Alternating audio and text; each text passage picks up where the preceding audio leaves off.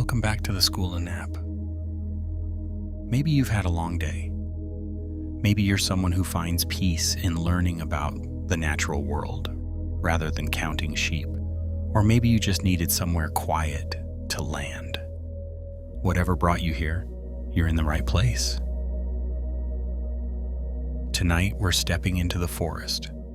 Not literally, of course. You're exactly where you need to be. Resting, breathing, letting your body settle. But we're going to explore one of Earth's most ancient and complex ecosystems.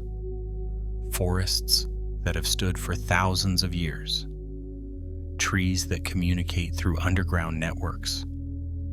Ecosystems that shape our climate and hold secrets we're only beginning to understand.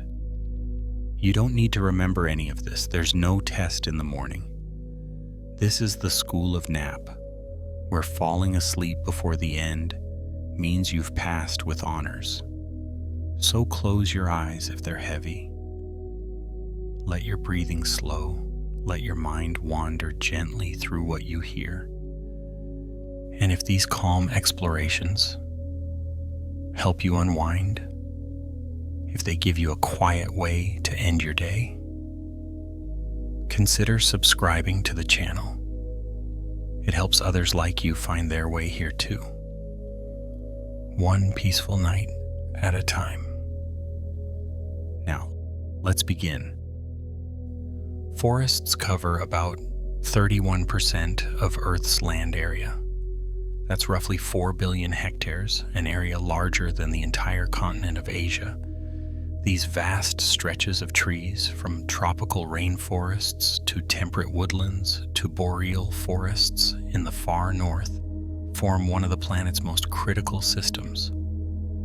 They regulate climate, produce oxygen, store carbon, and provide habitat for 80% of terrestrial species.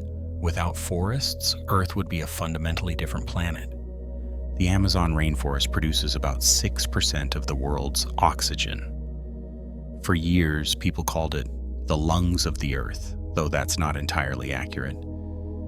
The Amazon does produce enormous amounts of oxygen through photosynthesis, but it also consumes most of that oxygen through respiration and decomposition. The net contribution is small. What the Amazon does, more importantly, is store carbon, regulate rainfall, and maintain biodiversity on a scale unmatched anywhere else. It's less about breathing and more about balance. A living system that keeps entire continents stable. Trees communicate through underground fungal networks. Beneath the forest floor, tree roots connect with vast networks of mycorrhizal fungi. These fungi form partnerships with trees, wrapping around or penetrating root cells and extending far into the soil. Through these networks, trees can share nutrients, water, and even chemical signals. A mother tree can send carbon to her seedlings. A tree under attack by insects can warn its neighbors through chemical messages carried by the fungi. Scientists call this the Wood Wide Web, an underground internet connecting the forest into a single communicating organism. The tallest tree ever measured was a coast redwood named Hyperion, standing in a remote part of California's Redwood National Park. Hyperion reaches 379.7 feet tall. That's taller than the Statue of Liberty. Redwoods can grow this tall because of their unique environment. Consistent moisture from coastal fog, mild temperatures, and nutrient-rich soil. Hyperion is estimated to be between 600 and 800 years old. Still relatively young for a redwood. Its exact location is kept secret to protect it from damage by curious visitors. Some trees are over 5,000 years old. In California's White Mountains grows a bristlecone pine named Methuselah. confirmed to be 4,850 years old. That means it was already ancient when the pyramids of Egypt were being built. Even older is another bristlecone pine in the same region, over 5,000 years old, though its exact location is also kept secret. These trees survive in harsh conditions, high altitude, poor soil, extreme cold, which ironically helps them live longer. Slow growth means dense, rot-resistant wood. Few pests and diseases can survive at these elevations. Time moves differently for these trees. Forests store more carbon than the entire atmosphere. Trees absorb carbon dioxide during photosynthesis and lock it away in their wood, roots, and the soil around them. Globally, forests store about 861 gigatons of carbon. The atmosphere, by comparison, holds about 870 gigatons. This makes forests one of the planet's most important carbon sinks, pulling greenhouse gases out of the air and slowing climate change. When forests are cut down or burned, that stored carbon is released back into the atmosphere, which is why deforestation is such a significant contributor to global warming. A single large tree can produce enough oxygen for 2 people. Through photosynthesis, a mature tree absorbs carbon dioxide and releases oxygen. On average, one large tree produces about 260 pounds of oxygen per year. The average human uses about 380 pounds per year, so a single tree provides roughly enough for 2 people. Of course, this varies by species, size, and health of the tree. But it's a useful reminder that every tree around you is quietly working to make the air breathable, day after day, year after year. Rainforests receive more than 80 inches of rain per year. Tropical rainforests are defined not just by their heat, but by their rainfall.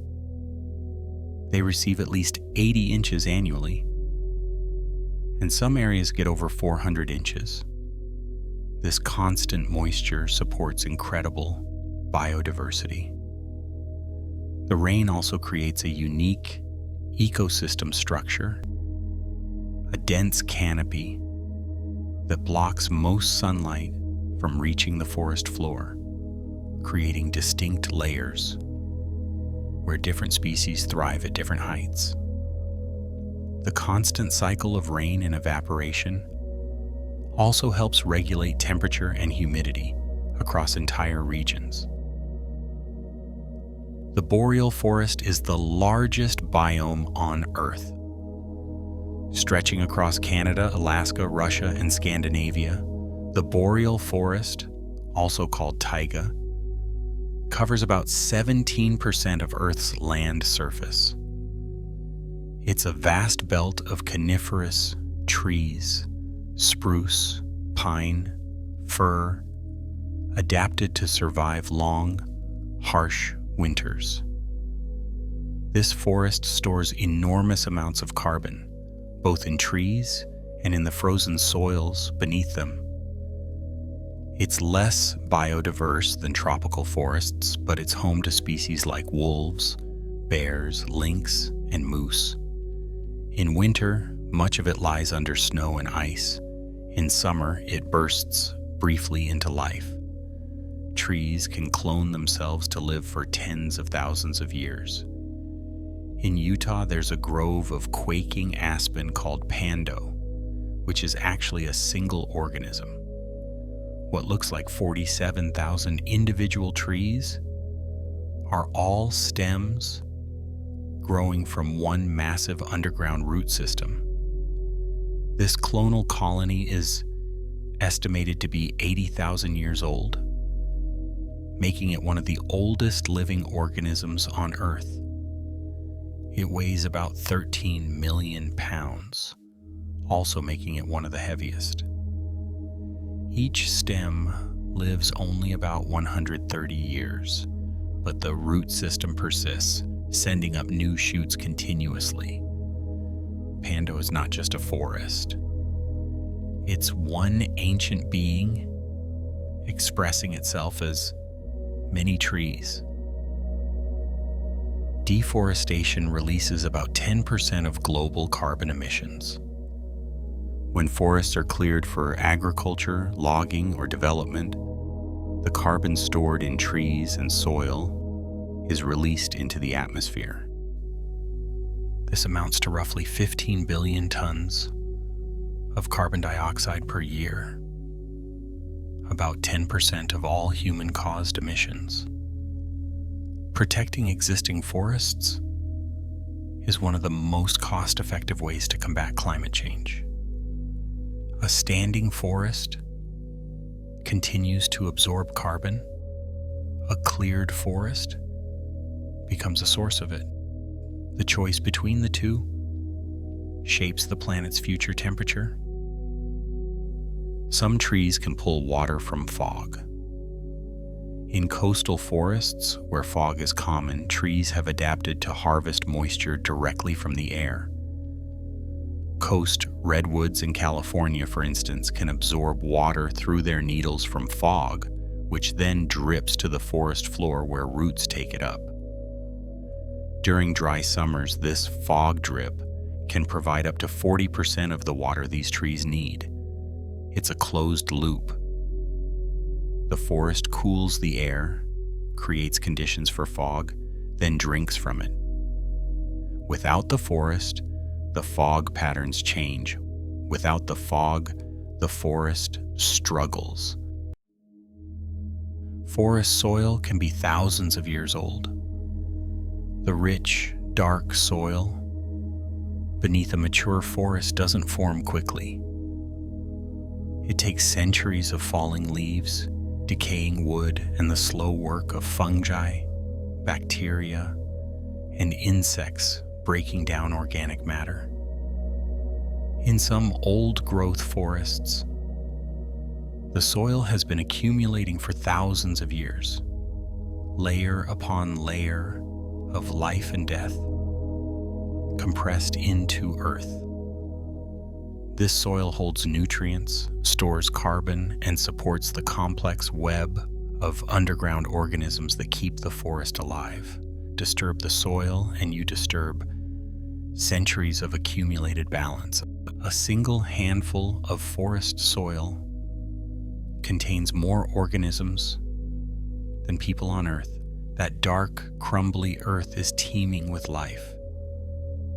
Bacteria, fungi, protozoa, nematodes, mites, springtails, all invisible to the naked eye but essential to the forest. Some estimates suggest a single handful of forest soil contains tens of billions of organisms. They break down organic matter, cycle nutrients, and form relationships with plant roots. The forest is not just what you see above ground. The majority of its life, its activity, its complexity exists in the soil beneath your feet. Trees grow faster in groups than alone. You might think a solitary tree with no competition for light and nutrients would grow best. But research shows trees often grow faster and healthier in groups. The reason is the mycorrhizal network. Trees connected by fungi share resources.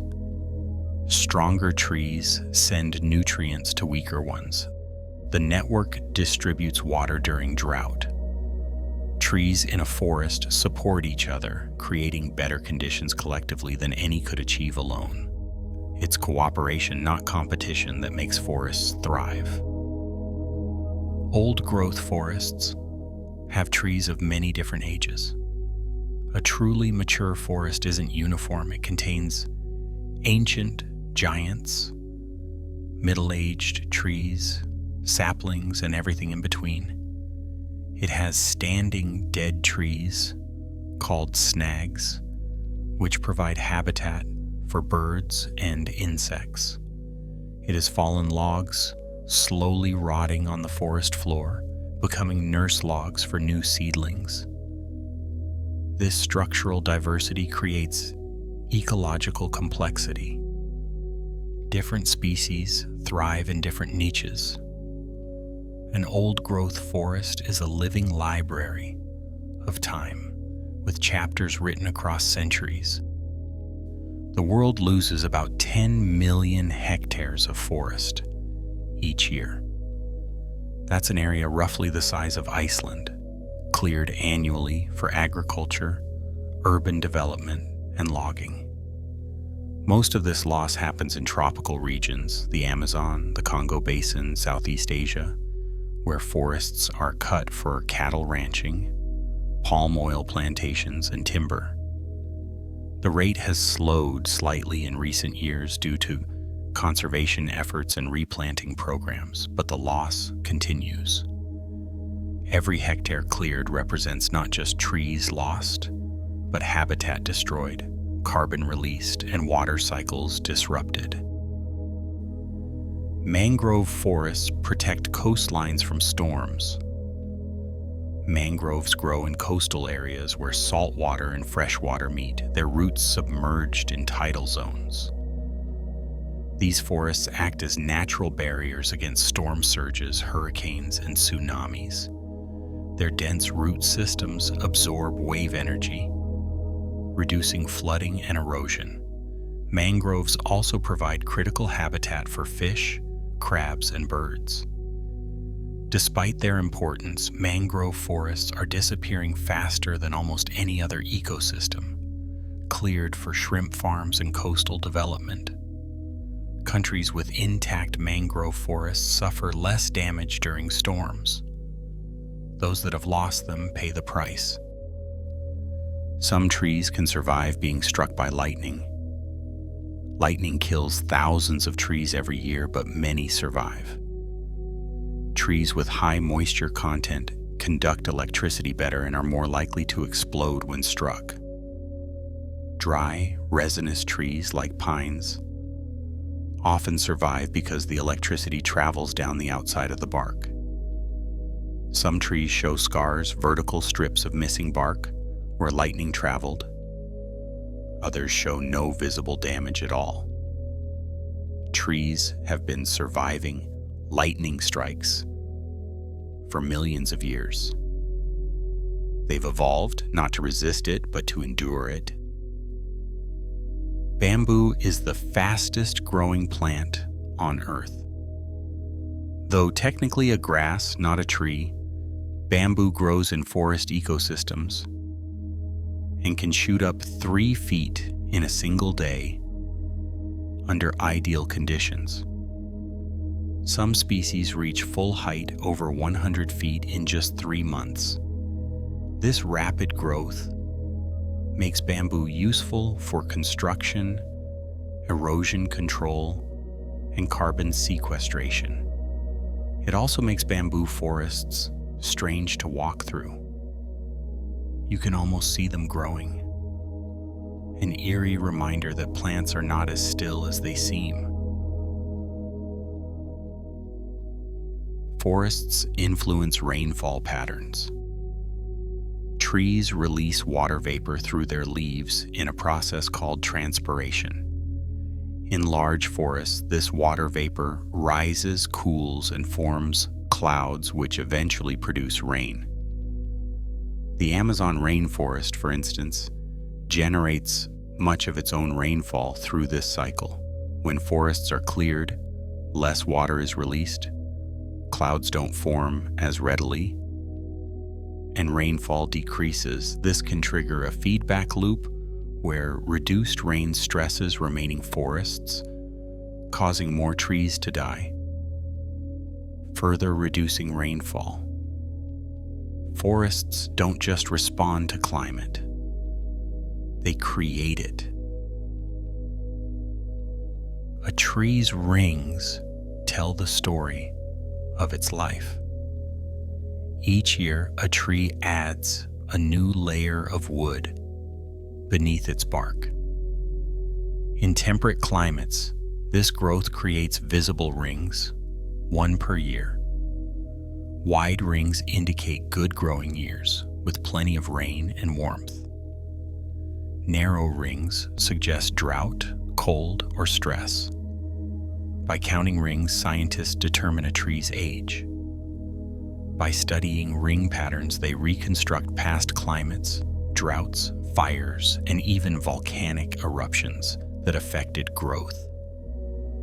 Trees are historians, keeping records in their bodies, written in wood, readable to those who know how to look.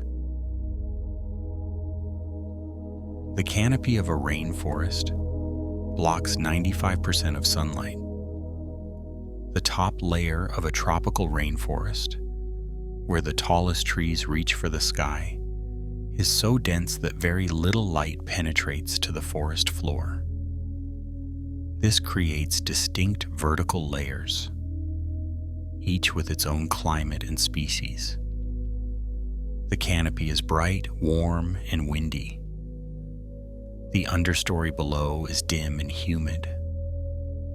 The forest floor is dark and relatively sparse.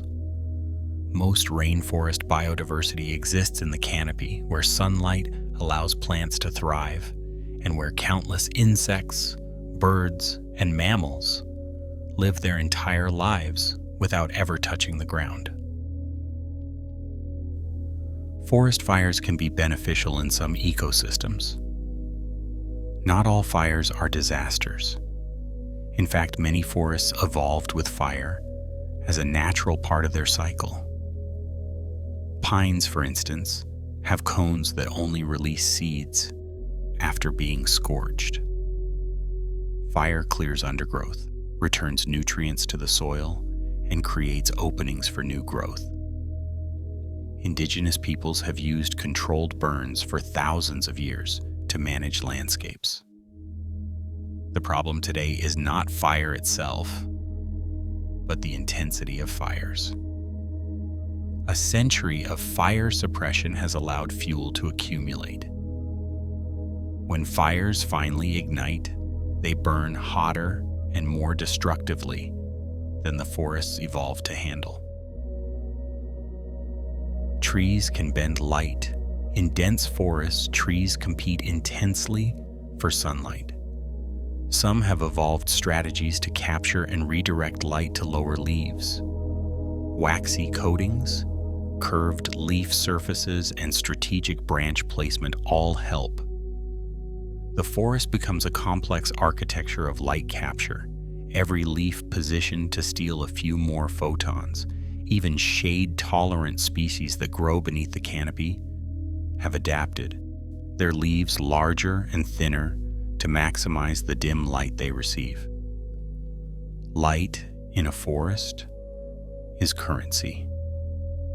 Every organism is competing to collect it, convert it, and survive on it. Some mushrooms glow in the dark. In certain forests, especially tropical ones, you can find bioluminescent fungi. These mushrooms produce a soft, eerie green glow through a chemical reaction involving luciferin, the same compound that makes fireflies light up. Scientists aren't entirely sure why fungi glow. It may attract insects that help spread spores, or it might be an evolutionary leftover with no current function. Walking through a dark forest and seeing glowing mushrooms scattered on the forest floor feels otherworldly, a reminder that the forest is full of mysteries we've only begun to understand. Dead trees support as much life as living ones. When a tree dies, it doesn't simply disappear. It becomes a snag. A standing dead tree that provides habitat for woodpeckers, owls, bats, and insects. Eventually it falls and becomes a nurse log, slowly decomposing on the forest floor. As it rots, it releases nutrients, holds moisture, and provides a soft bed for seeds to sprout. Fungi, beetles, salamanders, and countless microorganisms make their homes in the decaying wood. In some forests, more biodiversity exists in dead wood than in living trees. Death in the forest is not an ending. It's a transformation into another form of abundance. Redwoods can re-sprout from their stumps. If you cut down a coast redwood, it doesn't necessarily die. New shoots called burls can emerge from the stump or roots, growing into new trees. A single ancient redwood stump can produce a ring of new trunks, all genetically identical to the original. This ability to regenerate is one reason redwood forests have survived despite extensive logging. Even after being cut, the forest doesn't give up. It regrows slowly, persistently, from roots that refuse to die. Tropical forests contain half of all species on Earth. Though tropical rainforests cover only about 6% of Earth's land surface, they are home to roughly 50% of all terrestrial plant and animal species. A single hectare of rainforest can contain more tree species than exist in all of North America.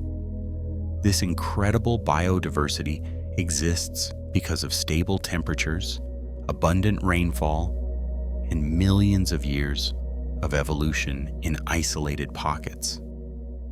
Rainforests are nature's most complex experiments, laboratories of life that have been running uninterrupted for eons. Some trees release chemicals that create clouds. Trees emit volatile organic compounds, chemicals that evaporate into the air. In forests, especially coniferous ones, these compounds can react with sunlight and atmospheric particles to form tiny aerosols. These aerosols act as seeds for cloud formation. More trees mean more aerosols, which means more clouds, which means more rain, which benefits the trees. It's a self-reinforcing cycle. Forests don't just exist under skies, they help create those skies.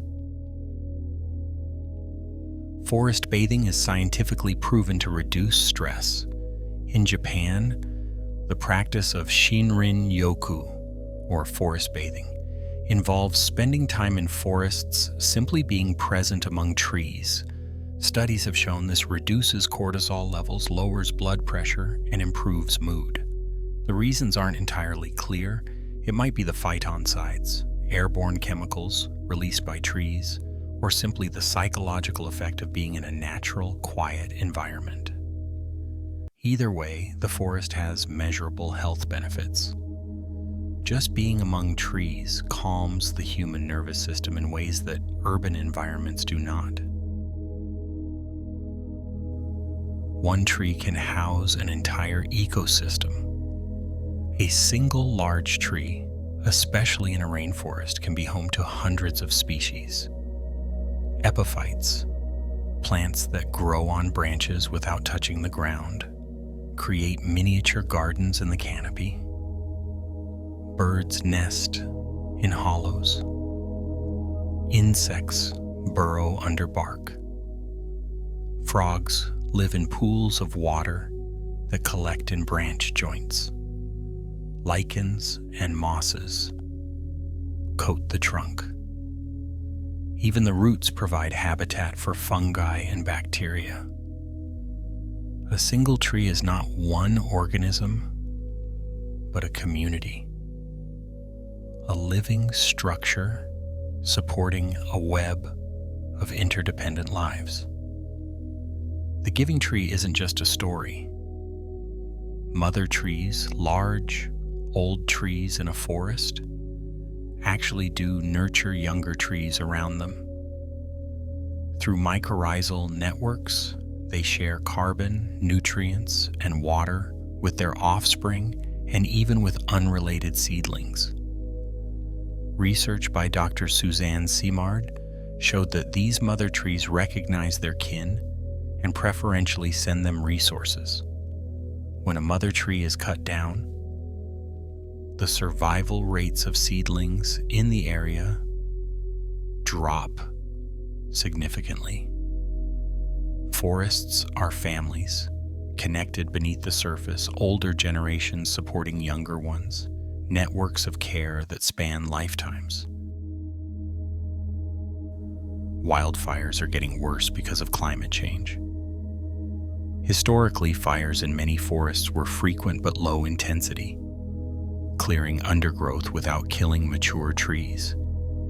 Now, hotter temperatures, prolonged droughts, and accumulated fuel from decades of fire suppression are creating megafires, intense blazes that burn hotter, spread faster, and consume entire forests.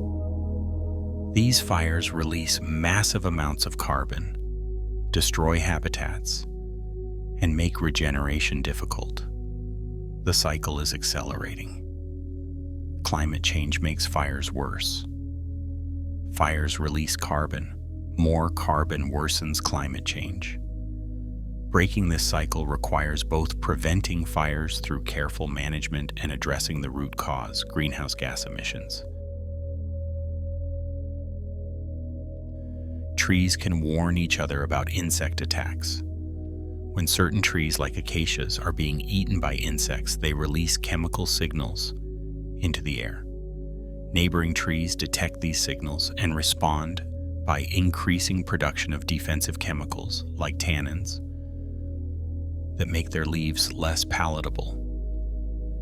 This early warning system allows trees to prepare before the insects arrive. It's not intelligence in the way we understand it, but it's communication, a chemical conversation that helps the forest defend itself collectively. The forest is not a collection of individuals. It's a network that shares information and responds as a group. Forests cool the planet in multiple ways. Beyond storing carbon, forests provide direct cooling through evapotranspiration. As trees release water vapor through their leaves, they cool the surrounding air, much like how sweating cools your body. Forests also have lower albedo than cleared land, meaning they absorb more sunlight rather than reflecting it, but the cooling from evapotranspiration more than compensates. Urban areas with tree cover can be 10 to 15 degrees Fahrenheit cooler than areas without. On a global scale, forests help regulate temperature, moderating extremes, and creating more stable climates. The largest living organism on Earth is a fungus in a forest. In Oregon's Blue Mountains, a honey fungus, Armillaria solidipes, spreads across 2,384 acres. Most of it is underground, a network of mycelium connecting through the soil. Above ground, it appears as mushrooms in fall. This organism is estimated to be between 2,000 and 8,000 years old, and it weighs hundreds of tons. It's not just large, it's ancient, and it exists largely unseen.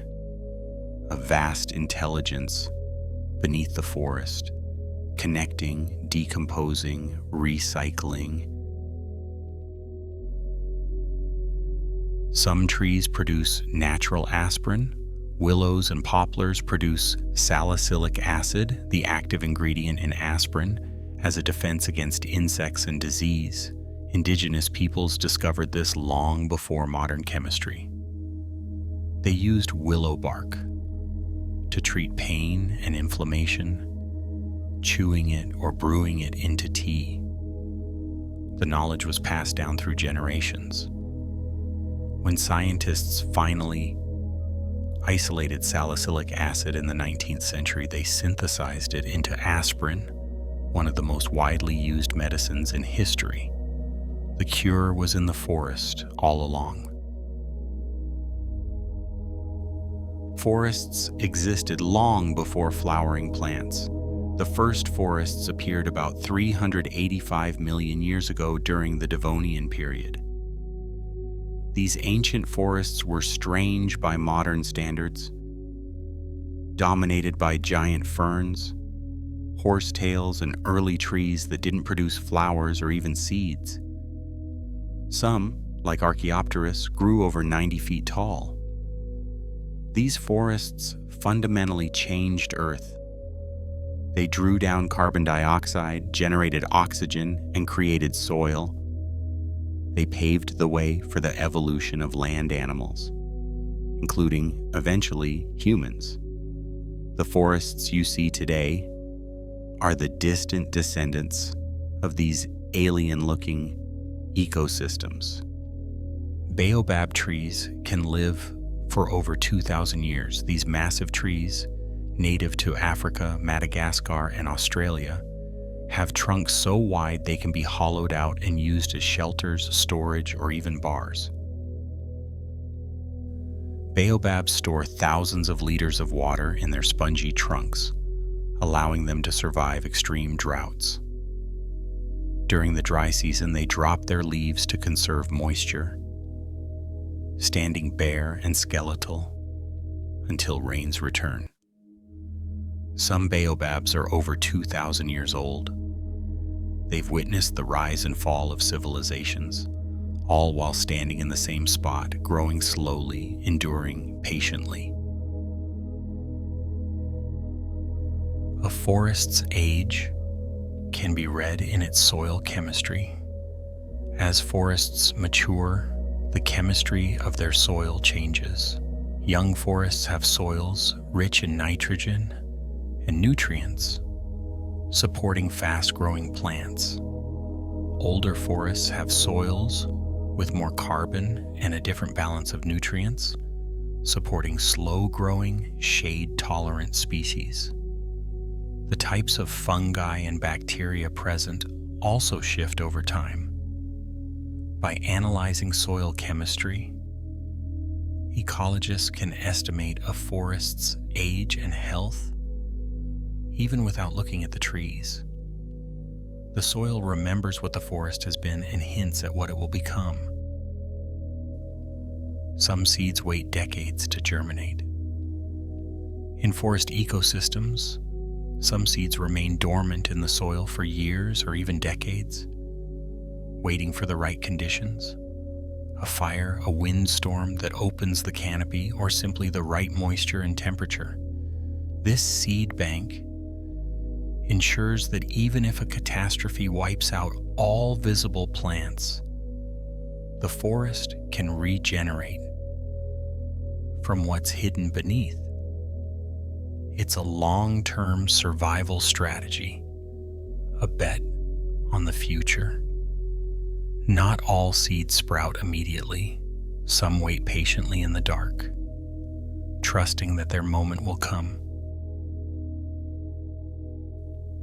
Maple syrup comes from tree sap, but only in spring. In late winter and early spring, sugar maple trees experience cycles of freezing nights and warmer days. This creates pressure changes that cause sap to flow from roots to branches. Humans have tapped into this flow for thousands of years, collecting the sap and boiling it down to make syrup. It takes about 40 gallons of sap to make 1 gallon of syrup. The process is labor-intensive and seasonal, a reminder that some of the sweetest things in life require patience and perfect timing. Forests can regrow after being completely destroyed. Even after devastating events like wildfires, hurricanes, or clear-cutting, forests can regenerate. Seeds sprout from the soil. Roots send up new shoots. Pioneer species, fast-growing plants, adapted to disturbed areas, colonize the bare ground.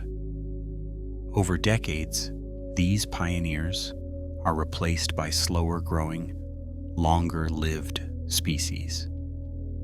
Eventually, if left undisturbed, the forest returns to something resembling its original state. This process, called ecological succession, can take centuries, but it demonstrates the resilience of forests. They don't give up. They rebuild, slowly, persistently, from whatever remains. The smell of rain in a forest comes from bacteria. That earthy, pleasant smell after rain, especially noticeable in forests, is called petrichor. It's caused partly by oils released by plants during dry periods, and partly by a compound called geosmin, produced by soil bacteria called actinomycetes. When rain hits the ground, it releases these compounds into the air. The smell is so distinct and pleasant that it's been bottled as perfume. It's the smell of life returning to soil, of microorganisms awakening, of the forest breathing again after waiting for water. Some trees can live underwater for years.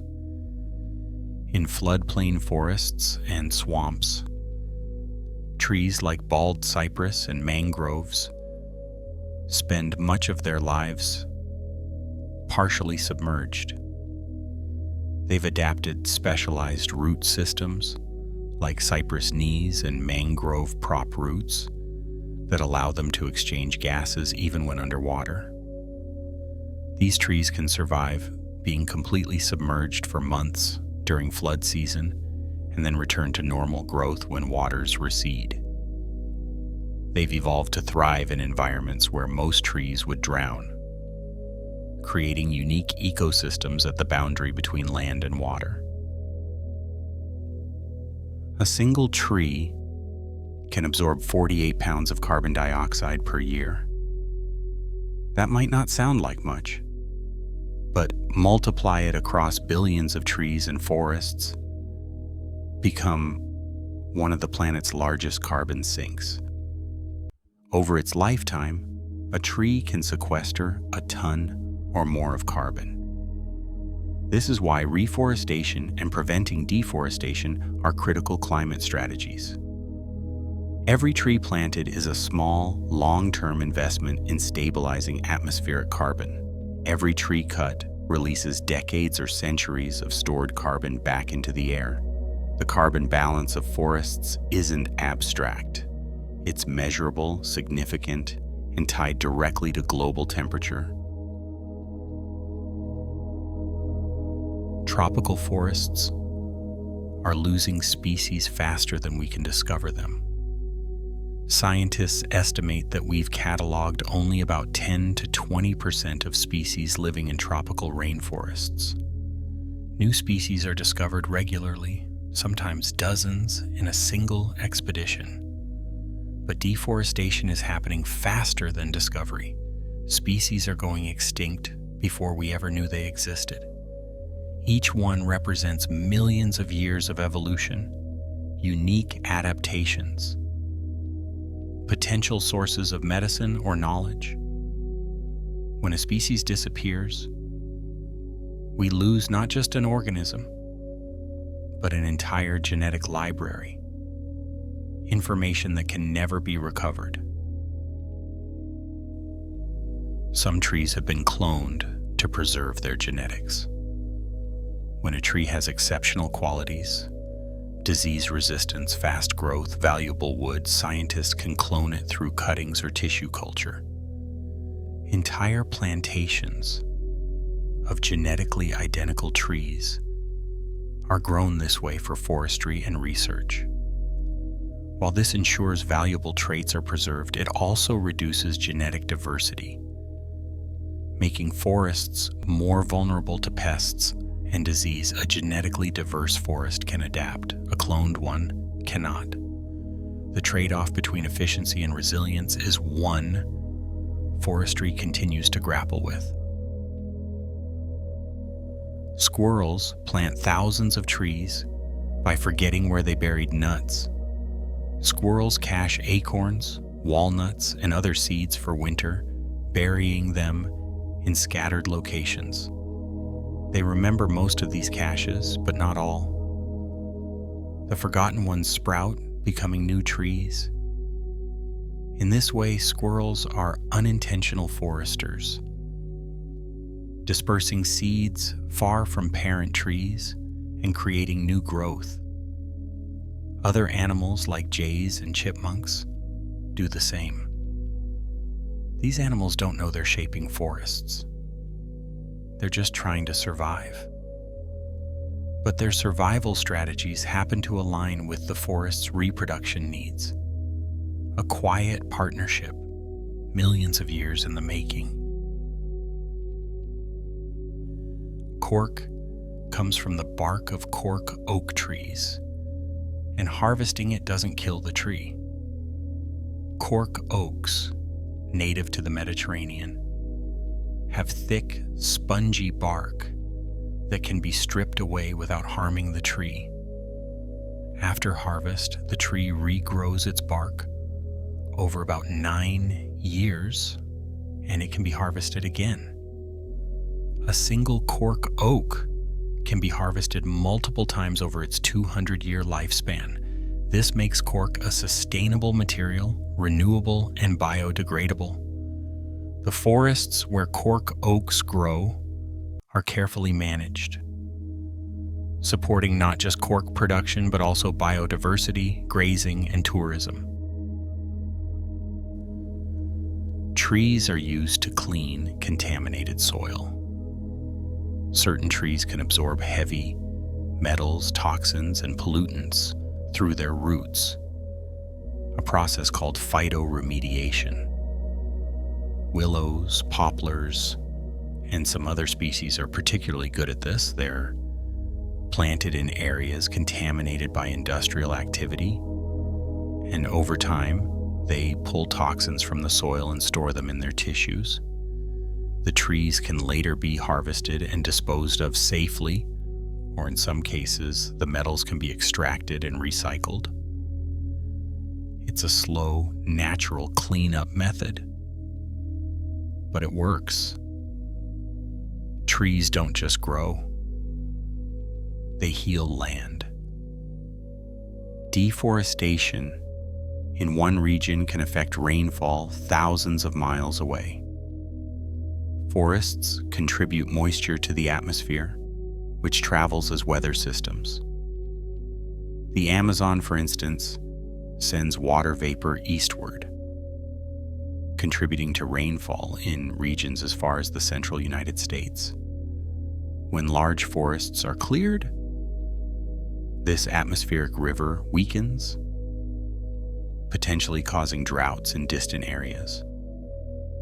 The connections are complex and still being studied, but it's clear that forests influence climate far beyond their immediate surroundings. A tree cut in Brazil might mean less rain in Texas. The planet is smaller and more interconnected than we often realize. Some forests are dominated by a single species. In certain conditions, one tree species outcompetes all others, creating what's called a monoculture forest. Aspen groves, for instance, can cover huge areas with genetically identical trees, all sprouting from a single root system. Pine forests in the boreal zone can stretch for miles with little diversity. While these forests are striking and ecologically important, they're also more vulnerable to disease and pests. A pathogen that targets the dominant species can devastate the entire forest. Diversity provides resilience. Monocultures, whether natural or planted, are fragile. Lightning-struck trees sometimes survive and continue growing. When lightning hits a tree, it usually travels down the trunk, sometimes blowing off bark or even splitting the tree. But many trees survive. They seal the wound with new growth.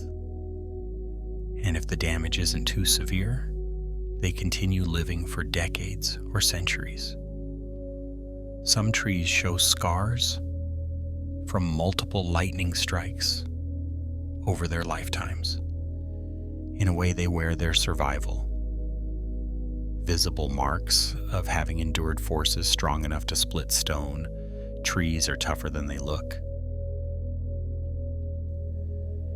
Ancient forests store more carbon than younger ones. Old-growth forests, those that have been undisturbed for centuries, hold massive amounts of carbon in their trees, soil, and understory. A single ancient tree can store several tons of carbon. The soil in these forests, enriched by centuries of decomposition, holds even more. Younger, replanted forests do absorb carbon as they grow, but they don't match the storage capacity of old growth until they themselves become old. This is why protecting ancient forests is so critical for climate stability. Once lost, it takes centuries to replace not just the trees, but the accumulated carbon storage they represent. Some plants can only germinate after passing through an animal's digestive system. In forests, many fruits and seeds rely on animals for dispersal. Birds eat berries, travel distances, and excrete the seeds in new locations. Some seeds have thick coats that only break down after being digested, allowing them to sprout. Without animals, these plants couldn't spread. Without plants, the animals would have no food. The forest is a web of dependencies, each species relying on others in ways that have evolved over millennia. Remove one thread, and the whole web weakens. Mangrove roots filter salt from seawater. Mangroves grow in brackish coastal areas where saltwater and freshwater mix. Most plants can't tolerate saltwater, but mangroves have adapted. Their roots filter out most of the salt, and what does get through is stored in old leaves which the tree sheds to expel the salt. This allows mangroves to thrive where other plants can't, creating unique ecosystems that protect coastlines, provide habitat, and support fisheries. They're specialists, evolved to live in a harsh niche that few others can occupy. Forests influence the water cycle on a massive scale. Trees pull water from the soil and release it through their leaves as vapor. This water vapor rises, forms clouds, and eventually falls as rain. In large forests, this process can create regional weather patterns. The Amazon rainforest, for instance, generates so much moisture that it creates its own rainstorms. This is why deforestation can lead to reduced rainfall. Fewer trees mean less evapotranspiration, which means fewer clouds, which means less rain, which stresses the remaining trees. It's a feedback loop that, once triggered, can be hard to reverse. Forests existed on Earth before there were animals to eat them. When the first forests evolved over 300 million years ago, there were no large herbivores yet. No mammals, no dinosaurs. Just insects and early amphibians. This meant forests grew unchecked, piling up plant material that eventually became coal deposits. It wasn't until herbivores evolved that forests faced significant grazing pressure. the relationship between forests and the animals that eat them has shaped both over hundreds of millions of years, creating the balanced ecosystems we see today. Wood is mostly made of dead cells. When you look at a tree trunk, most of what you're seeing is heartwood, cells that are no longer alive. They've been filled with resins and compounds that make them hard and rot resistant, but they're not biologically active. Only the outer layers, the cambium and sapwood, are alive, transporting water and nutrients. The heartwood provides structural support, a skeleton that allows the tree to grow tall. Most of a tree's mass is essentially scaffolding, dead material supporting the thin layer of life at the surface. Paper can be made from non-wood sources. While most paper comes from trees, it can also be made from bamboo, hemp, cotton, and even agricultural waste like wheat straw.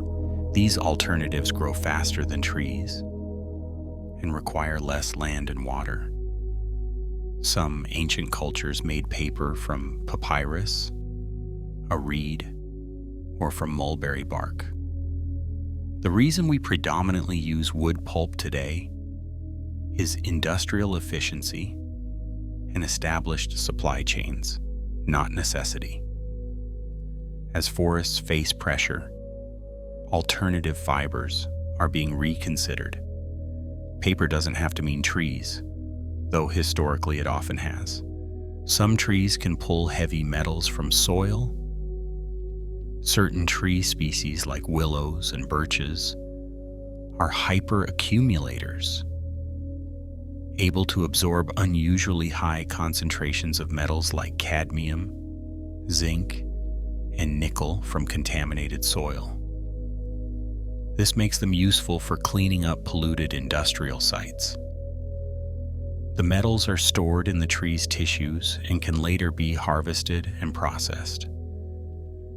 It's a slow process, but it's natural, low cost, and effective. Trees don't just survive in harsh conditions. They actively improve them, turning poison into something manageable, one growing season at a time. The sound of wind in trees is different for each species. A pine forest sounds different from an oak forest, which sounds different from a grove of aspens. The shape of the leaves, the density of the branches, and the flexibility of the wood all influence how wind moves through and creates sound. Aspens quake, their flat-stemmed leaves fluttering in the slightest breeze. Pines meow, needles rustling in long, slow waves. Oaks groan, their stiff branches creaking. If you listen carefully, you can identify a forest by sound alone, a language written in wind and wood. Urban trees provide measurable economic benefits. Studies have shown that trees in cities increase property values, reduce energy costs by shading buildings, improve air quality, and decrease stormwater runoff. A single mature tree can provide thousands of dollars in benefits over its lifetime. Cities with robust tree canopies are cooler, cleaner, and more livable. Despite this, urban forests are often underfunded and poorly maintained. Investing in trees isn't just environmental, it's economic. Every dollar spent planting and caring for urban trees returns multiple dollars in benefits. Trees can live for decades without leaves. Some trees, particularly in harsh climates, can enter dormancy and remain leafless for extended periods. Bristlecone pines, for instance, grow so slowly in their arid, high-altitude environment that they can go years with minimal leaf growth. What looks like a dead tree might just be waiting, conserving energy, surviving on stored resources until conditions improve. Patience is a survival strategy. In environments where growth is only possible for brief windows, trees have learned to wait. Forest elephants help create clearings that benefit other species. In African rainforests, forest elephants move through the undergrowth, knocking over trees, trampling vegetation, and creating pathways. These clearings allow sunlight to reach the forest floor, stimulating new plant growth. Other animals use these trails and clearings. Seeds that pass through elephant digestive systems are dispersed widely and fertilized. Elephants are ecosystem engineers, shaping the forest structure in ways that benefit countless other species. When elephants disappear, the forest changes, often becoming denser and less diverse. Forests are noisier than you might think. Stand quietly in a forest and listen. Birds call, insects hum, leaves rustle, branches creak, water drips, squirrels chatter. The forest is full of sound, most of it subtle, easy to miss unless you stop and pay attention. Each sound represents life, activity, communication. The forest is not a silent place, it's a constantly broadcasting ecosystem, layers of sound overlapping, telling stories of survival, territory, and interaction. Silence in a forest often means something is wrong. Sound means life. Some conifers can live for thousands of years because they grow so slowly. Trees in harsh environments, high altitudes, cold climates, dry soils grow slowly out of necessity. This slow growth creates dense, resilient wood that resists rot and pests. It also means they can survive conditions that would kill faster growing species. Bristlecone pines add less than an inch of girth per century in some cases, but that slowness is their strength. They outlast droughts, fires, and freezes not by growing fast, but by enduring patiently year after year, century after century. Forests produce sounds that are below human hearing. Trees under stress from drought, pests, or disease sometimes produce ultrasonic clicks and pops as air bubbles form in their water transport systems. Humans can't hear these sounds, but researchers have detected them with sensitive equipment. These acoustic emissions might serve as early warning signs of forest stress, allowing for intervention before visible damage appears. The forest is speaking constantly in frequencies we can't perceive, signals of health and distress, traveling through wood and air. Fungi are essential for nearly all forest trees. Over 90% of tree species form partnerships with mycorrhizal fungi. The fungi colonize the tree's roots, extending thread-like filaments into the soil far beyond where roots alone could reach. In exchange for sugars from the tree, the fungi provide water, nitrogen, phosphorus, and protection from pathogens. Trees connected to healthy fungal networks grow faster, survive droughts better, and resist disease more effectively. Without fungi, most forests, as we know them, couldn't exist. The trees we see are only half the story. The other half is hidden underground in the silent, unseen web of fungal life. Photosynthesis in forests produces oxygen, but oceans produce more.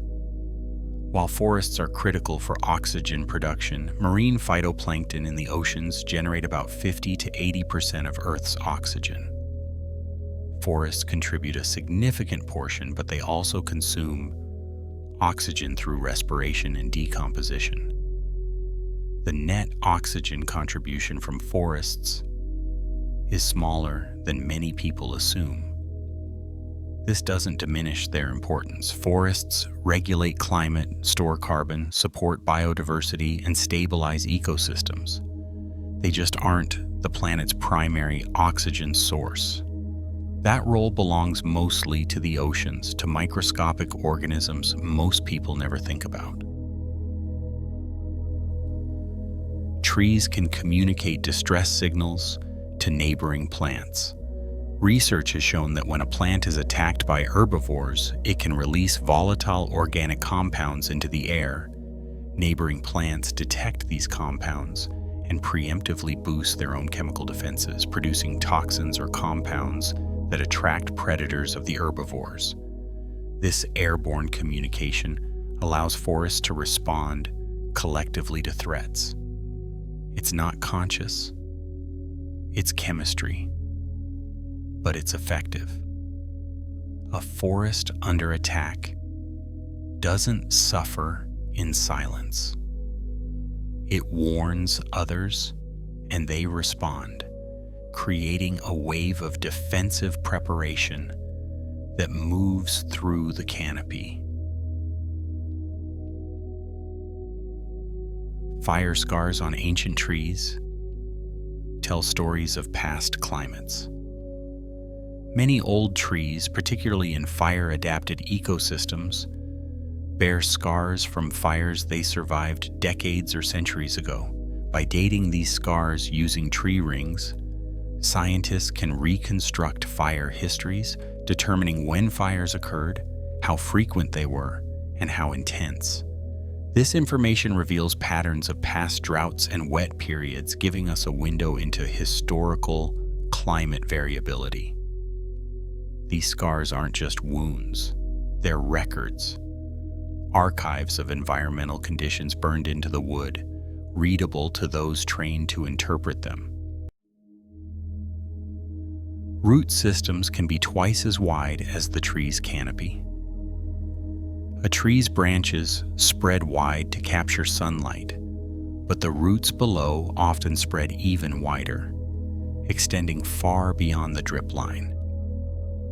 This allows trees to access water and nutrients from a larger area and provide stability against wind. In forests, root systems from different trees overlap and intermingle, creating a dense underground network. This entanglement helps stabilize soil, prevents erosion, and connects trees through both physical contact and shared mycorrhizal networks. The forest underground is as complex as what's above, a mirror image of branching, reaching, and interconnection. Some trees reproduce by sending up shoots from their roots. Aspens, sumacs, and some other species don't rely solely on seeds. They send up new shoots called suckers from their spreading root systems. This creates clonal colonies, groves of genetically identical trees, all connected below ground. It's an effective strategy for colonizing disturbed areas quickly. If the above-ground stems are cut or burned, the roots survive and send up new shoots. The tree, as a genetic individual, may be immortal, even as its visible stems come and go across centuries. Lichens are partnerships between fungi and algae or cyanobacteria. found on tree bark, rocks, and soil in forests worldwide. Lichens aren't a single organism. They're a symbiosis, a fungus providing structure and protection, and algae or bacteria providing food through photosynthesis. Some lichens are incredibly sensitive to air pollution and are used as bioindicators of air quality. Others can survive extreme conditions, from Arctic cold to desert heat. They grow slowly, sometimes less than a millimeter per year, but they can live for hundreds of years. In forests, they add texture, biodiversity, and ecological function, tiny partnerships, visible everywhere once you start looking. Bamboo forests flower all at once, then die. Most bamboo species have a synchronous flowering cycle, meaning all individuals of that species flower at the same time, sometimes after decades of growth. After flowering and setting seed, the entire population often dies. This mass die-off creates opportunity for animals that feed on the seeds, like rodents, which experience population booms. But it also creates challenges for animals, like pandas that rely on bamboo for food. The sudden loss of a food source can be devastating. Bamboo flowering is a spectacle, rare and dramatic, a reminder that even plants live on cycles far longer than human timescales. Forest edges have higher biodiversity than forest interiors. The boundary between forest and open land, the edge, creates unique conditions. More sunlight penetrates, different plant species thrive. Animals from both forest and open habitats overlap. This edge effect increases species diversity. However, creating too many edges through fragmentation, cutting forests into small patches, can harm species that need large, unbroken forest interiors. Edge-loving species benefit. Interior specialists suffer. Managing forests means balancing these dynamics, recognizing that not all biodiversity strategies are compatible. Some trees host nitrogen-fixing bacteria in their roots. Trees in the legume family, like acacias and locusts, partner with bacteria that can convert atmospheric nitrogen into forms plants can use. This process, nitrogen fixation, enriches the soil, benefiting the tree and surrounding plants.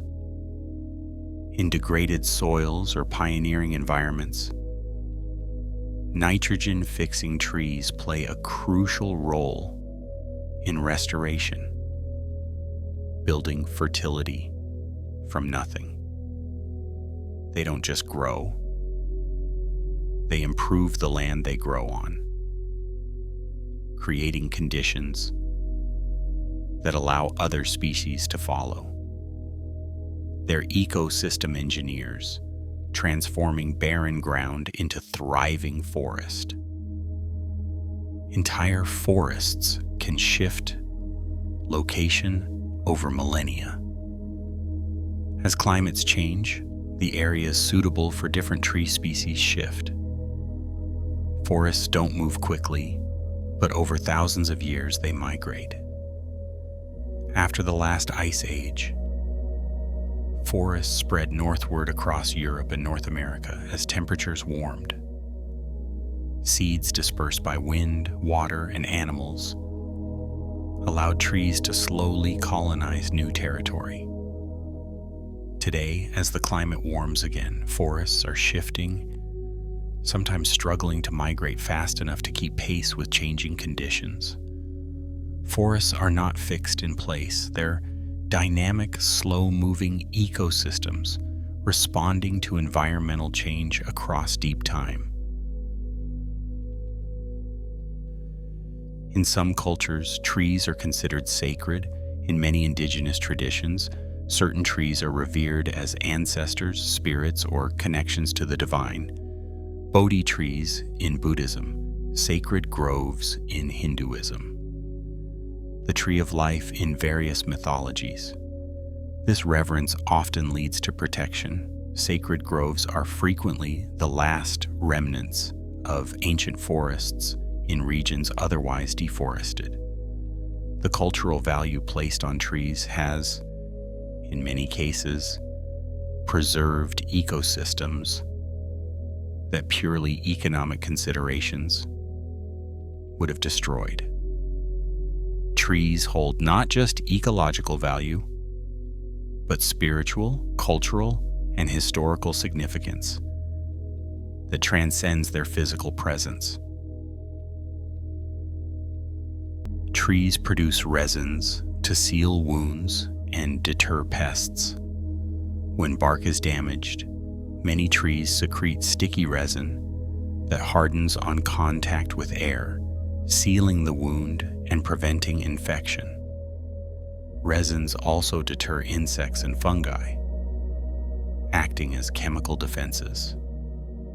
In some species, like pine and fir, resin production is so prolific that humans harvest it for turpentine, rosin, and other products. Resin is fossilized over millions of years into amber, which preserves ancient insects and plant material, creating windows into prehistoric forests. Resin is both defense mechanism and historical record, serving trees in life and long after death. Urban heat islands can be reduced significantly by planting trees. Cities, with their asphalt and concrete, absorb and retain heat, becoming several degrees warmer than surrounding rural areas. This urban heat island effect increases energy use for cooling and worsens health outcomes during heat waves. Planting trees combats this. Trees shade buildings and streets, reducing surface temperatures. They release moisture through transpiration, cooling the air. Studies show that strategically planted urban forests can reduce local temperatures by 5 to 10 degrees Fahrenheit. Trees in cities aren't just aesthetic.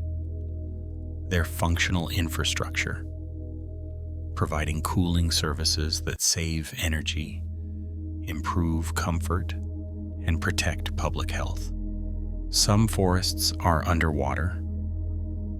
Kelp forests, though not trees, are underwater ecosystems that function similarly to terrestrial forests.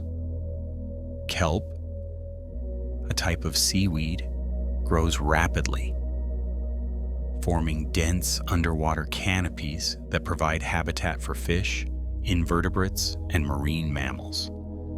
Like terrestrial forests, kelp forests produce oxygen, sequester carbon, and support complex food webs. They're also vulnerable to overgrazing by sea urchins, especially when urchin predators like sea otters are absent. Kelp forests demonstrate that the principles of forest ecology, structure, biodiversity, nutrient cycling apply across environments, from land to sea. Trees have different strategies for dispersing seeds. Some rely on wind, producing lightweight seeds with wings or tufts that catch air. Others produce heavy seeds inside fruits, attracting animals to eat and disperse them. Some seeds are designed to stick to fur or feathers. A few even explode, shooting seeds outward. Each strategy reflects the tree's environment and evolutionary history. There is no single right way to reproduce. Success depends on matching strategy to circumstances, a lesson forests have refined over millions of years. Deforestation contributes to soil erosion and degradation. Tree roots hold soil in place. When forests are cleared, soil loses this anchor. Rain washes it away. Wind carries it off. In tropical areas with intense rainfall, deforested land can lose topsoil rapidly, sometimes within a few years. Without soil, regrowth becomes difficult. The land degrades into hardpan or wasteland. Protecting forests isn't just about trees. It's about protecting the soil beneath them, the foundation on which future forests depend. Once soil is lost, recovery is measured in centuries, if it happens at all. Forests are home to most of the world's terrestrial biodiversity. Though they cover less than 1/3 of Earth's land, forests contain roughly 80% of terrestrial species. This includes plants, mammals, birds, insects, fungi, and microorganisms. The structural complexity of forests, multiple canopy layers, varied microhabitats, dead wood, soil diversity, creates niches for countless species. Losing forests means losing species. Many that disappear before we ever discover them, gone without names, without understanding their roles. Protecting forests is synonymous with protecting biodiversity. Paper production is one of the largest industrial uses of trees. Globally, about 400 million tons of paper and cardboard are produced annually, much of it from tree pulp. This drives significant logging, though increasingly from managed plantations rather than old-growth forests. Recycling paper reduces the demand for virgin pulp, and alternative fibers like bamboo and hemp are being explored. The digital age has reduced paper use in some areas while increasing it in others, particularly packaging from e-commerce. The relationship between human society and forests has always involved taking resources. The question is whether we take sustainably or destructively. Some trees drop their leaves to survive drought. Deciduous trees in temperate climates drop leaves in autumn to survive winter cold. But in dry climates, some trees drop leaves during droughts to reduce water loss. Without leaves, trees reduce transpiration, conserving precious moisture. When rains return, they sprout new leaves. This seasonal deciduousness is a survival strategy, sacrificing growth to endure harsh conditions. It's a trade-off. Less growth, more survival. In environments where water is uncertain, survival matters more than speed. Forests can amplify or dampen sounds depending on their structure. Dense forest with thick undergrowth absorbs sound, creating quiet, muffled environments. Open forests with large trees and sparse undergrowth can amplify sounds, echoes bouncing between trunks. This acoustic quality affects how animals communicate. Birds in dense forests often use lower frequencies that penetrate vegetation better. Birds in open forests use higher frequencies. The forest's structure shapes not just what lives there, but how they communicate, influencing evolution in subtle but significant ways. Global forest cover has declined by about 1/3 since the end of the last ice age. Humans have been clearing forests for agriculture, settlements, and resources for thousands of years. The pace accelerated dramatically in the past few centuries. Today, about 4 billion hectares of forest remain from an estimated 6 billion hectares 10,000 years ago. Some regions have lost more than others.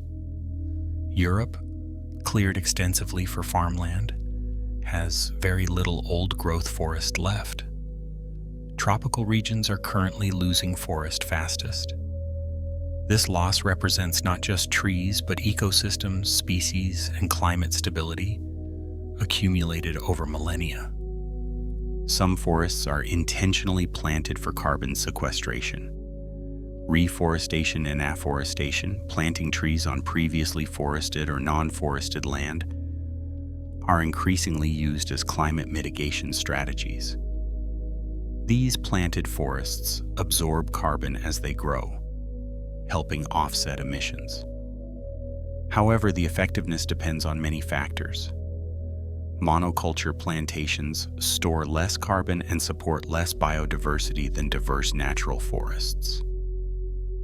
Planted forests take decades to mature, and if they're later cut down or burned, the stored carbon is released.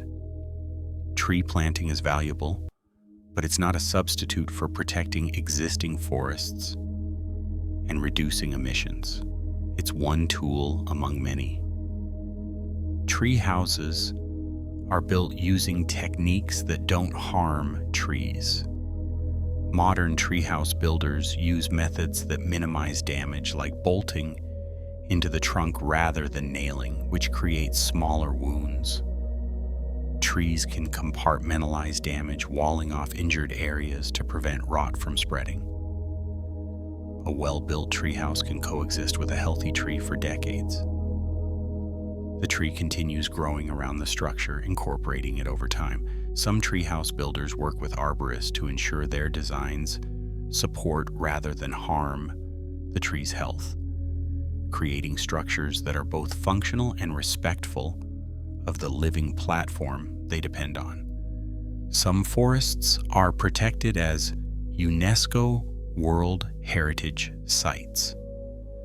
Recognizing their exceptional value, UNESCO has designated certain forests as World Heritage Sites, protecting them for future generations. Examples include the Białowieża Forest, one of Europe's last old-growth forests, and the cloud forests of Costa Rica. These designations bring international attention, funding, and protective measures, helping preserve ecosystems that might otherwise face development pressure. Heritage status isn't just honorary. It often translates to stronger conservation, increased research, and ecotourism opportunities that provide economic alternatives to exploitation. Termites play a crucial role in tropical forest decomposition. While termites are often considered pests, in forests, they're essential decomposers, breaking down dead wood and returning nutrients to the soil. In tropical rainforests, where decay happens quickly due to heat and moisture, termites accelerate the process, creating space and nutrients for new growth. Their mounds also aerate soil and provide habitat for other species. Without termites, dead wood would accumulate, locking up nutrients and preventing regeneration. Decomposers, though often overlooked, are as important to forests as the trees themselves. Forest bathing has been studied for its health benefits. Shinrin-yoku, the Japanese practice of forest bathing, involves mindfully spending time in forests. Studies have measured physiological changes from this practice: reduced cortisol, lower blood pressure, improved immune function, and better mood. The mechanisms aren't fully understood but may involve phytoncides, volatile compounds released by trees, as well as the psychological benefits of natural environments. Whether through chemistry or simply the calm of being among trees, forests demonstrably improve human health. They're not just ecosystems, they're therapeutic environments. Tree planting alone isn't enough to restore forests. While planting trees is valuable, true forest restoration requires more. You need the right species for the location, not just fast-growing non-natives. You need to protect soil quality. You need to consider wildlife habitat and water cycles. Simply planting rows of identical trees creates a plantation, not a forest. Forests are complex ecosystems that develop over time, with diverse species, ages, and structures. Restoration means recreating that complexity, which requires patience, ecological knowledge, and long-term commitment. Quick tree planting campaigns make headlines, but real restoration happens slowly and thoughtfully. Some tree species are endangered. Not just forests, but individual tree species face extinction. The baobab species in Madagascar, for instance, are critically endangered due to habitat loss and climate change. Certain oaks, mahoganies, and other valuable timber species have been over-harvested to near extinction in the wild. When a tree species disappears, so do the organisms dependent on it, insects that feed on its leaves, birds that nest in its branches, fungi that partner with its roots. Protecting tree diversity means protecting ecosystems. Every species lost is a network disrupted, a web torn. Charcoal production has historically driven deforestation. Before coal and oil, charcoal was the primary fuel for heating and industry. Producing charcoal requires burning wood in low oxygen conditions, a process that consumes vast quantities of trees. Entire forests in Europe and elsewhere were cleared for charcoal to fuel iron smelting and other industries. Today, charcoal production continues in some regions, particularly in the developing world, contributing to ongoing deforestation. The historical and contemporary demand for wood fuel reminds us that human development and forest conservation have often been at odds, though they don't have to be. Trees can survive being partially hollow. Many old trees have hollow trunks, their heartwood rotted away by fungi. Yet they continue living because only the outer layers, the sapwood and cambium, are alive and functional. The hollow interior doesn't compromise structural integrity as much as you'd expect. Some hollow trees stand for centuries, their empty cores providing habitat for bats, owls, and insects. A hollow tree isn't dying.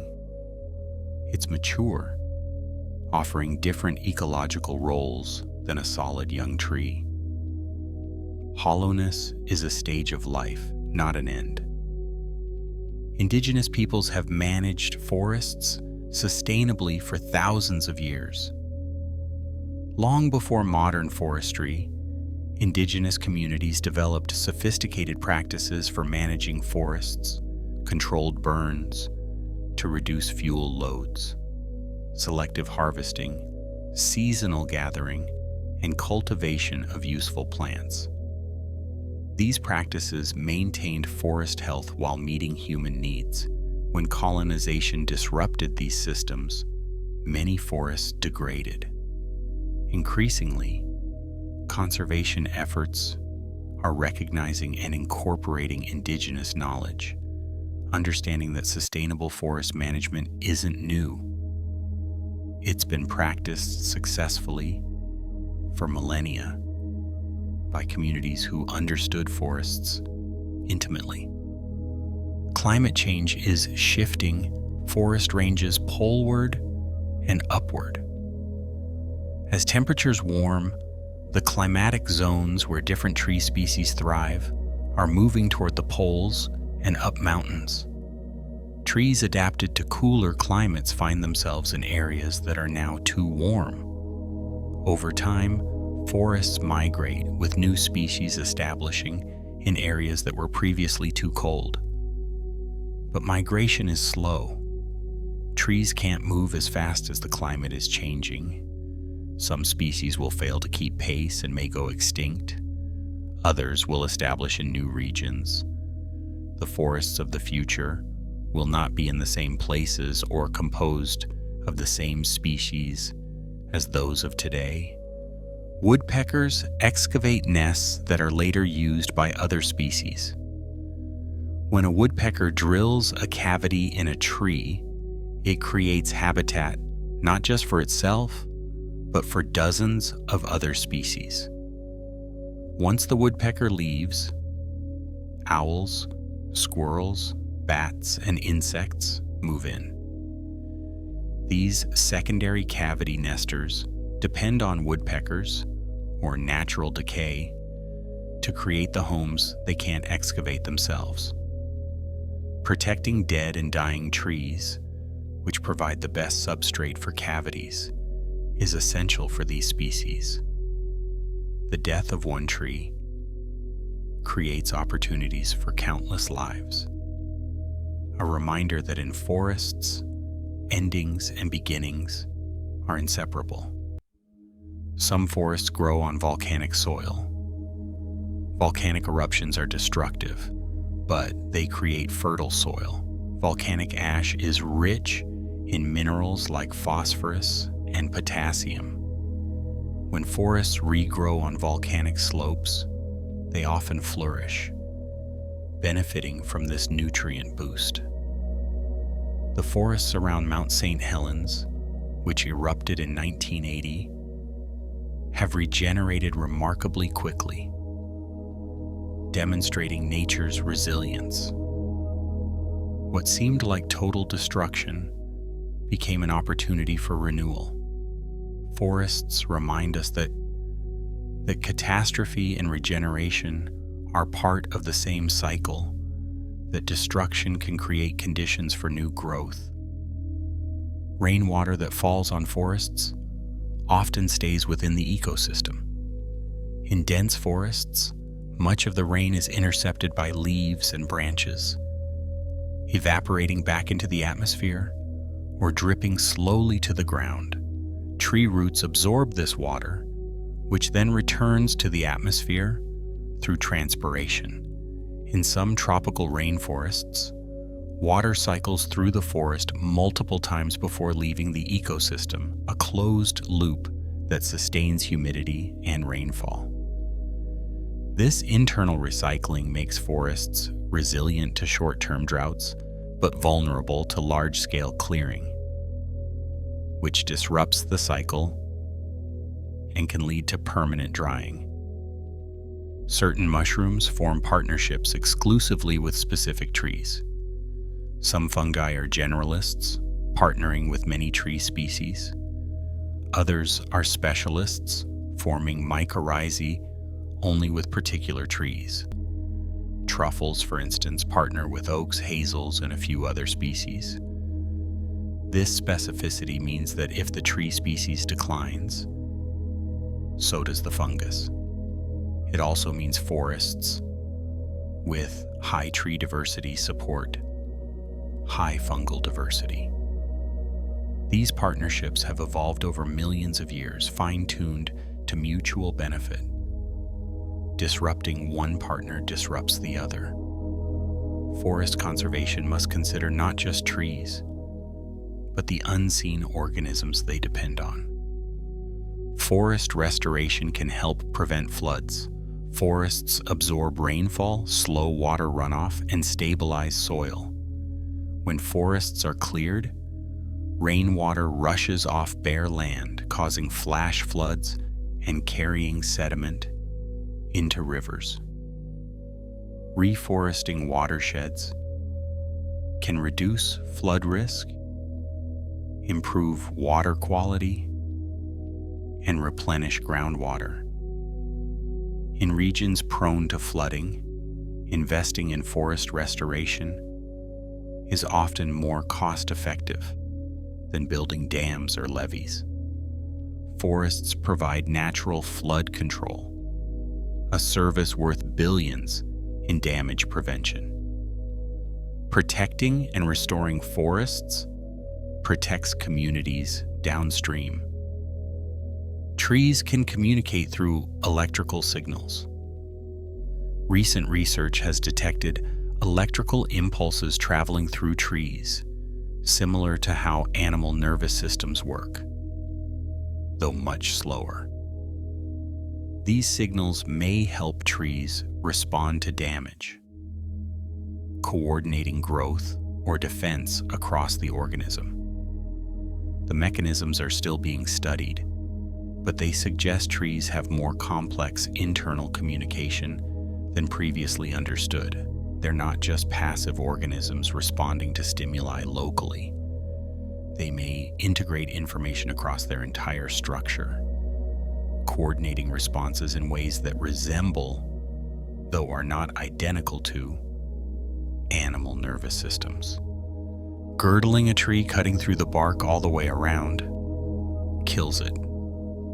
Trees transport water and nutrients through layers just beneath the bark. Severing this connection starves the tree, as water can't reach the leaves and sugars can't reach the roots. Girdling has been used historically to clear forests for agriculture, a slow death rather than outright cutting. It's also used in forest management to kill invasive species or thin stands. Understanding how trees transport resources reveals both their resilience and their vulnerability. Damage the outer layers and the entire organism fails. Protect them and the tree endures. Forest gardens mimic natural forest structure. Permaculture and agroforestry practitioners create forest gardens, multi-layered plantings that resemble forest ecosystems while producing food. Tall trees provide canopy. Smaller trees and shrubs fill the understory. Ground covers, vines, and root crops occupy lower layers. These systems require less input than conventional agriculture. They're self-mulching, pest-resistant, and water-efficient while producing diverse yields. They demonstrate that forests aren't just sources of timber or conservation areas. They're models for sustainable food production, integrating human needs with ecosystem function. Forests can recover from severe damage if given time and protection. After logging, fire, or other disturbances, forests can regenerate if seed sources remain, soil isn't too degraded, and invasive species don't take over. Early successional species colonize first, fast-growing plants that stabilize soil and create conditions for later species. Over decades, the forest transitions through stages, eventually resembling its original state. Though it may take centuries to fully recover old growth characteristics. Recovery is possible, but it requires time, protection from further disturbance, and often active management. Forests are resilient, but that resilience has limits. Some animals depend entirely on forests and cannot survive elsewhere. Forest specialists, species adapted to dense canopy, specific food sources, or particular microhabitats, cannot live in fragmented or degraded forests. When forests shrink or degrade, these species decline or disappear. Examples include orangutans, reliant on rainforest fruit trees, or spotted owls, requiring old-growth forests with large trees and dense canopy. Generalist species adapt to various habitats, but specialists cannot. Protecting forests isn't just about preserving trees. It's about sustaining entire communities of organisms that have nowhere else to go. Forest soils contain massive amounts of carbon, often more than the trees. While trees store carbon in their wood, the soil beneath forests holds even more, locked in organic matter, roots, and decomposing material. In some forests, particularly boreal and tropical peatland forests, soil carbon can be twice or 3 times the amount stored in above-ground biomass. This makes soil disturbance during logging or land conversion particularly damaging. It's not just the trees being removed that matters. It's the soil being disrupted, releasing centuries of accumulated carbon in years or decades. Protecting forest soil is as critical as protecting the trees themselves. Nurse logs provide ideal conditions for seedlings. When a tree falls and begins to decay, it becomes a nurse log, a raised bed of soft, moist wood, perfect for seeds to sprout. The log holds water, provides nutrients as it decomposes, and lifts seedlings above the competition on the forest floor. Many forests, especially temperate rainforests, have rows of trees growing along old nurse logs, their roots eventually straddling the decomposed remains like stilts. These structures are visible evidence of the cycle of death and renewal. Older generations literally supporting the growth of new ones. Trees can adapt to local conditions over generations. While individual trees can't change, populations adapt through natural selection. Trees in windy areas develop stronger wood and shorter stature. Trees in dry areas evolve deeper roots and smaller leaves. These adaptations take many generations, centuries, or millennia, but they allow forests to persist in diverse environments. However, rapid climate change may outpace adaptation. Trees adapted to historical conditions may find themselves in unsuitable climates before evolution can respond. The pace of change matters. Forests have adapted to slow changes for millions of years. Rapid change is something new. Some forests function as carbon sources rather than sinks. When forests are disturbed by fire, disease, or logging, they can release more carbon than they absorb, becoming net carbon sources. Old growth forests in equilibrium also release roughly as much carbon through decay and respiration as they absorb through photosynthesis. Growing forests are the strongest carbon sinks, actively pulling CO2 from the atmosphere. But once mature, their carbon sequestration slows or stops. This doesn't diminish their value. Mature forests store carbon and provide ecological services young forests cannot. But for maximum carbon removal, a mix of protected old growth and regenerating forests is ideal. Forests are often described as the lungs of the earth, but they're more like its liver. Lungs exchange gases and forests do produce oxygen. But more importantly, they filter, detoxify, and regulate. They clean air and water. They process and recycle nutrients. They buffer temperature extremes and moderate climate. Like a liver detoxifying blood, Forests detoxify environments, turning pollutants into harmless substances, storing excess carbon, and maintaining balance.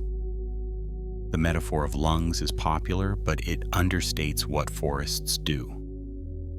They're not just breathing organs, they're processing centers, regulators of planetary health.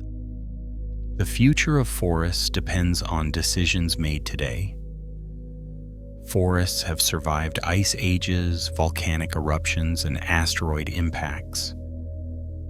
But they may not survive unchecked human activity. Deforestation, climate change, and fragmentation are happening faster than forests can adapt.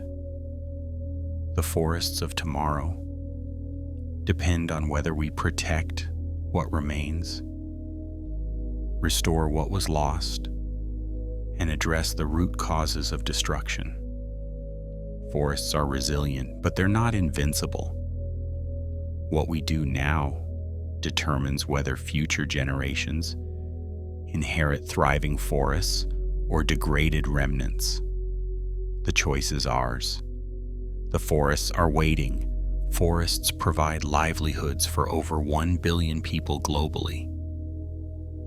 People depend on forests for food, medicine, fuel, building materials, and income. Indigenous communities, smallholder farmers, and forest workers rely directly on forest resources. The loss of forests means loss of livelihoods, often for the world's poorest populations, who have few alternatives. Sustainable forest management can support both conservation and human well-being, but it requires balancing immediate needs with long-term sustainability. Forests aren't just ecological treasures, they're economic lifelines for millions of people. Monoculture tree plantations are not the same as natural forests. Plantations, rows of identical trees planted for timber or paper, lack the biodiversity, structural complexity, and ecological function of natural forests. They support fewer species, store less carbon in soil, and are more vulnerable to pests and disease. While plantations provide wood and can reduce pressure on old-growth forests, they shouldn't be confused with forest restoration. They're crops, productive but ecologically simplified. Natural forests offer services, biodiversity, climate regulation, water purification that plantations cannot replicate. Trees in cities face unique stresses. Urban trees contend with compacted soil, limited root space, air pollution, heat, and physical damage from construction and traffic. Despite these challenges, they provide enormous benefits: shade, air purification, stormwater absorption, beauty. Urban forestry programs select species that tolerate city conditions, provide care and protection, and advocate for trees in planning decisions. Cities need trees, and trees in cities need advocates, people who recognize their value and fight for their survival in environments designed for buildings and roads, not forests. Forests influence cloud formation. Trees release volatile organic compounds that can act as cloud condensation nuclei, tiny particles around which water vapor condenses to form clouds. More forests may mean more clouds, which reflect sunlight and influence local climate. The connections are complex and still being researched, but they suggest forests affect climate not just through carbon storage, but through atmospheric chemistry. Clouds, rain, temperature, they're all shaped partly by forests. The forest and the sky are in conversation, influencing each other in ways we're only beginning to understand. Some forests are planted on former agricultural land, a process called afforestation. When farming becomes uneconomical or land degrades, it's sometimes allowed or encouraged to return to forest. Afforestation can restore ecosystems, sequester carbon, and support biodiversity. However, planting forests on land that was naturally grassland or savanna can actually harm native ecosystems and reduce biodiversity. Afforestation is beneficial when it restores forest to land that was historically forested.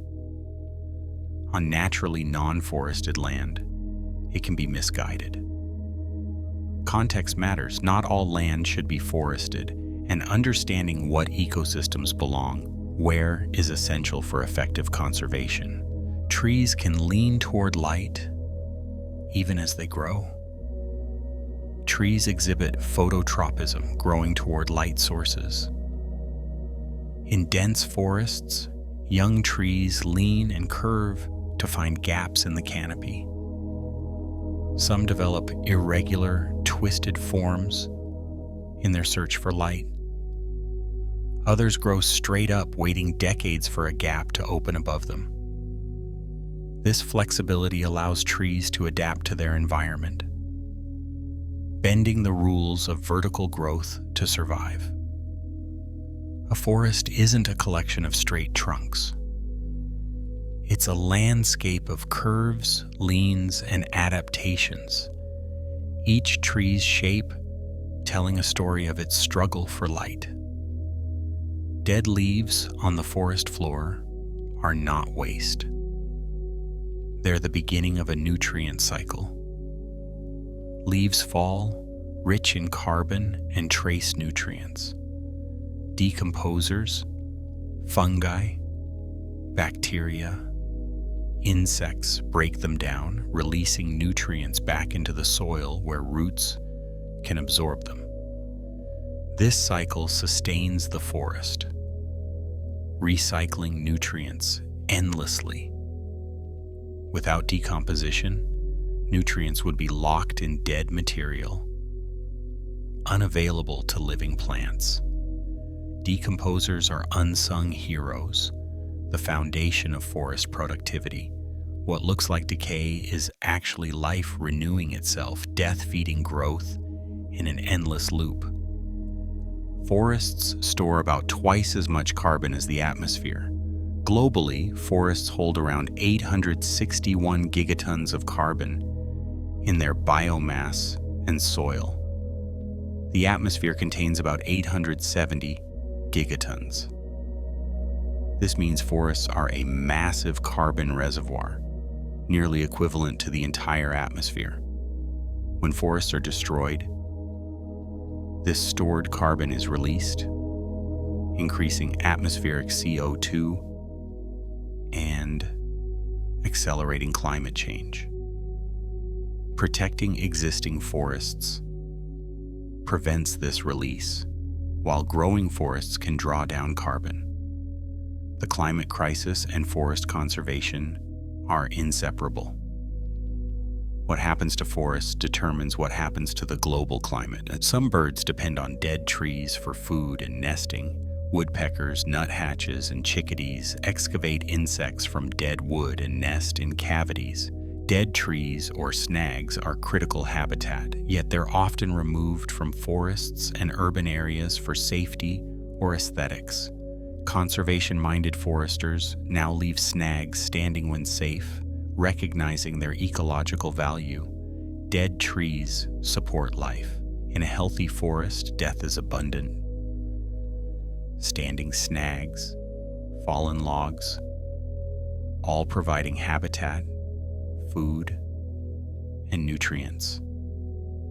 Managing forests for biodiversity means accepting and even promoting dead wood as part of the landscape. Forests have been sources of inspiration for art, literature, and culture. From fairy tales set in dark woods to romantic paintings of wild landscapes, forests have shaped human imagination. They represent mystery, danger, renewal, and sanctuary. Different cultures see forests differently. Some as resources to exploit, others as sacred spaces to protect. This cultural dimension of forests matters. How we perceive forests influences how we treat them, changing the story we tell about forests. From resources to living communities, from obstacles to allies, can shift conservation outcomes. Forests exist in ecosystems and in minds, and both must be tended. Rewilding projects aim to let forests regenerate naturally. Instead of planting trees, rewilding removes human pressures, fences, grazing, development, and allows natural processes to restore ecosystems. In Europe, abandoned farmland is being rewilded, with forests, grasslands, and wetlands returning. Large herbivores and predators are reintroduced. The goal is self-sustaining ecosystems that don't require ongoing management. Rewilding is controversial, involving land use changes and human displacement, but it demonstrates that forests can heal themselves if given space and time. Sometimes the best thing humans can do is step back and let nature reclaim. Forest conservation is often more cost-effective than restoration. Protecting an intact forest is cheaper than restoring a degraded one. Old-growth forests, once lost, take centuries to return. The species, structures, and soil complexity are gone, perhaps permanently. Yet conservation is often underfunded while restoration attracts investment. Perhaps because destruction is visible, while protection is invisible. The best forests to protect are those most threatened and least appreciated. Conservation isn't glamorous. It's preventing loss, which means nothing visible happens. But preventing loss is almost always easier than repairing damage. The forests we save today are the ones our descendants will inherit. One ancient tree can be a world unto itself. A single large tree, hundreds of years old, supports an astonishing diversity of life. Its canopy shelters birds and insects. Its bark hosts lichens and mosses. Its roots partner with fungi. Cavities in its trunk house mammals and reptiles. Dead branches provide food for decomposers. The soil around its roots is enriched by centuries of leaf fall. When such a tree is cut, an entire community is displaced. Protecting these ancient trees, rare and irreplaceable, is critical. They're not just trees, they're ecosystems, libraries of biodiversity, monuments to time. And now, as we come to the end of our journey through the forest, consider this. You live on a planet where trees convert sunlight into life, where underground networks connect roots in silent communication, where seeds wait patiently in soil for decades, trusting that their moment will come, where ancient beings, older than civilizations, stand quietly, breathing, growing, enduring. Forests are not separate from you. The oxygen in your lungs came from leaves. The water in your body cycled through trees. The climate that makes your life possible is regulated in part by forests. You are connected to these ecosystems, whether you live near them or not. They shape the world you inhabit, quietly, constantly, without asking for recognition. Tonight, as you rest, forests around the world continue their work. Trees are photosynthesizing on the other side of the planet where the sun still shines. Roots are drawing water from soil. Seeds are germinating in shade. Fungi are threading through earth, connecting tree to tree. The forest does not sleep.